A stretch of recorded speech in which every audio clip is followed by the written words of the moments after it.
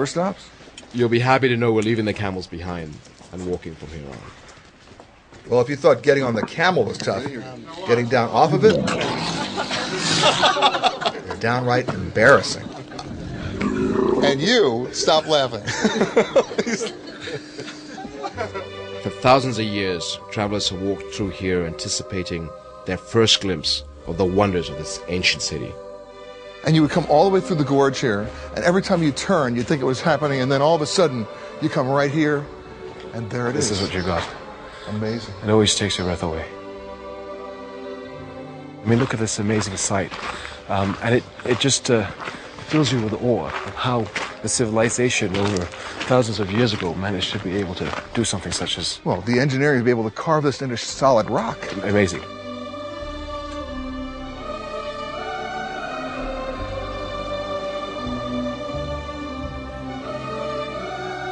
This is a temple for an old Nabatean king, an old tomb. But they call it the Treasury Building. They do call it the Treasury because over 100 and 150 years ago there were rumors that a lot of jewelry and gold was left in the big urns that were up on the top there. So people used to shoot at it. And that's, I see the bullet holes up you there. See the bullet holes. But no treasury came down. No. And no treasure either. No treasure. But Hollywood found gold here. You might remember that the Indiana Jones film, The Last Crusade, starring Harrison Ford and Sean Connery, it was shot here. And in that film, the treasury was the temple that possessed the Holy Grail. Yeah, I remember it well, actually too well. Now, I'm not so sure I want to go in there. I mean, the place collapsed on them, didn't it? Yes, but I will personally assure your safety while we're inside.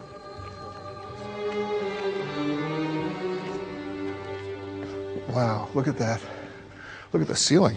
Yeah, and you could see the huge crack of one of the major earthquakes. That is a huge crack. Really, it was part of the downfall of the Nabatean civilization. Once you get inside, it's a whole different experience entirely, isn't it? Yeah, the acoustics are absolutely amazing. Your Majesty, you're right. The acoustics are incredible. It is simply amazing. I mean, the sounds just resonate off the walls here, and you can almost imagine the sounds of ancient travelers.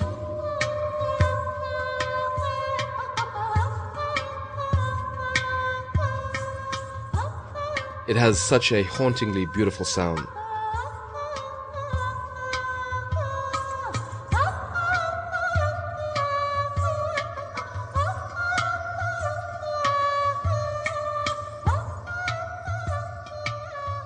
At the height of its greatness, before the time of Christ, approximately 30,000 people lived in Petra, people known as the Nabateans, living in the middle of the desert. They were incredible architects, as you'll soon see.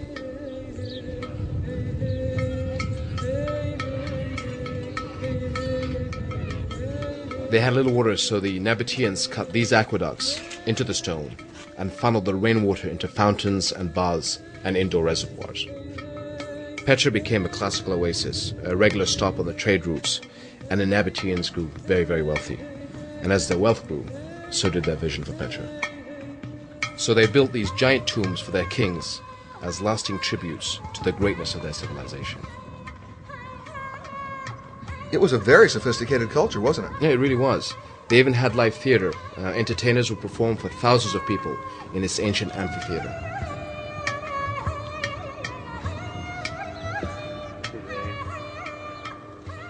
Petra was so splendid, in fact, that the Romans took it for themselves, and later the Byzantines. But somewhere around 800 AD, the trade route shifted, and it wasn't long before Petra was all but forgotten. It became nothing more than an ornate home for Bedouin shepherds, and over time was mostly covered up by blowing sand. As a result, Petra was lost from maps for 1,000 years. In 1812, a Swiss explorer, disguised as an Arab, rediscovered Petra, and the outside world has become enamored with this place ever since. Today, Petra has been recognized by the United Nations as a World Heritage Site, and in the last decade, millions of foreign visitors have seen its splendors with their own eyes. And Peter, while we're here, I want you to see one of Jordan's holy shrines, the tomb of the prophet Aaron. But I gotta warn you, it's a 3-hour hike straight uphill. We made an unscheduled stop along the way. an isolated police command post where the officers invited us in for tea. تطلع على الدير وعلى المذبح وهون الشباب وظيفية اثنين ببدلوا شفتها. Your Majesty, when you have those rare moments like today, when you can come up here and enjoy the hospitality and climb up to the top of Aaron's tomb, what goes through your mind? It's just great. It used to remind me of how my life was before the changes, and be able to just get away from all the officialness and all the protocol, and just be able to sit with people and friends and just talk about the weather and about jobs and families. It reminds you of what you need to be able to doing, and it just gets you back in touch with the people. It puts it in perspective. Very much so, yeah.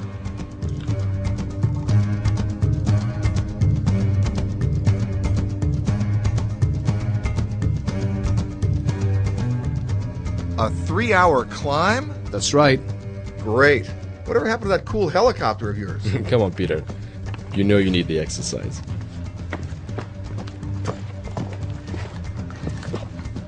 Your Majesty, are we there yet? Almost there. Still got a ways to go. That's what we're aiming for. Oh boy, okay. Oh, thanks a lot.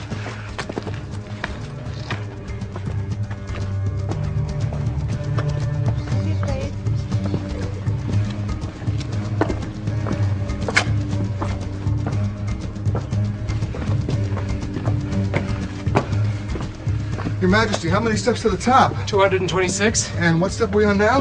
29. Why are you laughing? Stop that laughing.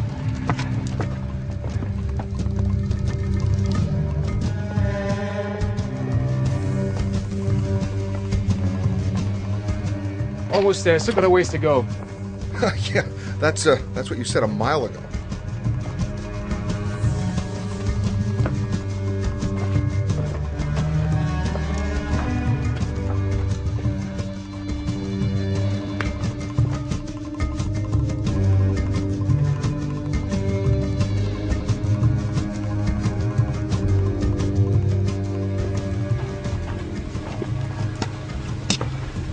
Your Majesty, what does that sound like? That's a verse from the Holy Quran, and it says, "In the name of God, most gracious, most merciful."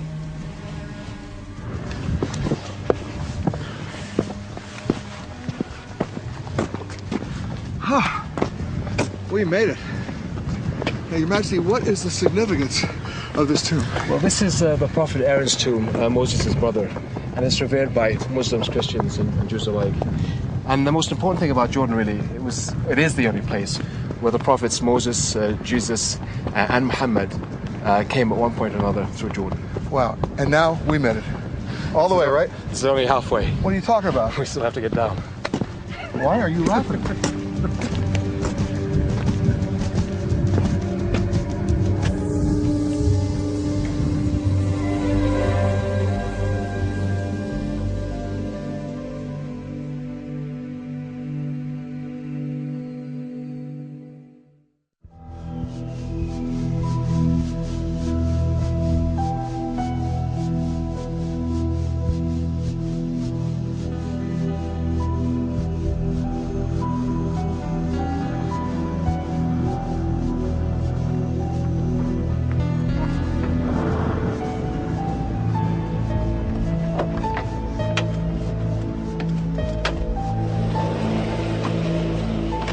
Flying helicopters allows me to forget all the problems. I forget all the problems of state and of the problems that we're facing, and just relax and cleanse my mind, and it's very therapeutic.